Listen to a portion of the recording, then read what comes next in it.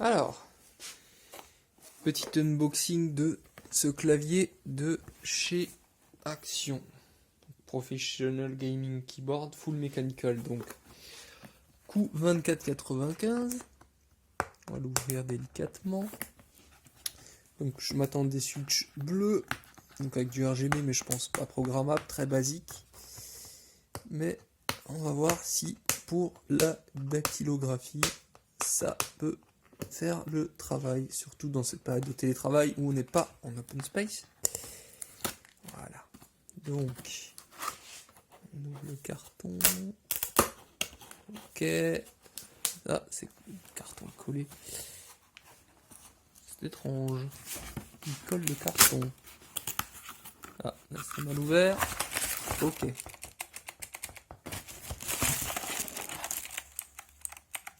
Donc, on a un keycapler.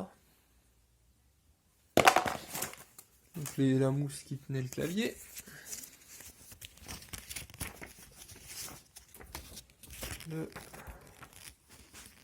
La notice. Bon, somme toute classique avec les raccourcis. Donc ça va les néerlandais à éviter. Alors, EN. FR, c'est où? Donc, ok. On recherche. Ah, calculatrice média. Ok, toujours intéressant. Il faut le garder. Et donc on a du switch blue. Puis le cordon qui est pas, il est pas top. Mais bon, 25 €. On a même donc des touches P8, P5. Ah, il y a un peu de cheapos quand même. On sent que... Voilà. Je ne l'ai pas encore branché. On a ici des patins en caoutchouc. Là, c'est caoutchoucté. Donc pour le prix, pas de passe-câble, d'USB en plus, de hub et ce qu'on veut. Ah, il y a même la possibilité de mettre un repose-poignet apparemment. Ce qu'on voit ici.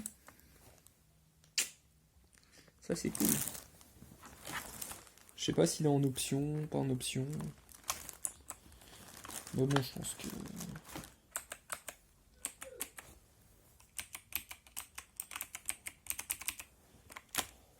Forcément, c'est du bleu. Donc je suppose un clone de Cherry MX. Mais un peu bas de gamme, il fait pas trop de clics. Je sais pas si c'est des Outemu, des Gateron. Je pense pas des Gateron, mais... Voilà. Donc ce qu'on remarque, c'est que la qualité est pas... En apparence, parce qu'on voit des vis qui traînent, genre ici, entre F2, F3, F10, F11. Bon, c'est la marque donc Battletron qui est la marque gaming de chez Action. Forcément, il y a de la réverbération dans les touches quand on passe. Ah, la touche espace est stabilisée. Shift aussi, backspace. Donc nous sommes donc bien en AZERTY avec une police gamer. C'est pas la meilleure des polices, hein, on va être très honnête, parce que ça, c'est pas un A, c'est un delta. Et donc, voilà. Et donc, une fois que c'est branché, on voit donc qu'on a une ligne, enfin du RGB fixe sur toutes les lignes avec plusieurs petits effets qui sont setables. Voilà le bruit. C'est quand même assez discret pour du blues, ça casse pas trop les oreilles. Bon, forcément, il y a un clic par touche. Il n'y a pas trop d'imprécision sur la touche. On sent que c'est réactif quand même. Donc je suis quand même assez impressionné pour le prix. Le seul bémol à mon avis, c'est le câble qui est de mauvaise qualité. Donc ici.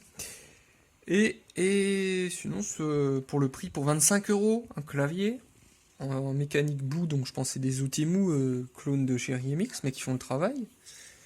Ici, c'est donc en métal brossé. La rigidité est somme toute correcte, il n'y a pas de flex. Il est quand même assez lourd, je ne l'ai pas pesé, mais il doit bien faire pas loin d'1 kg. il est vraiment, vraiment pas mal. Donc on va essayer de faire un essai en tapant dessus.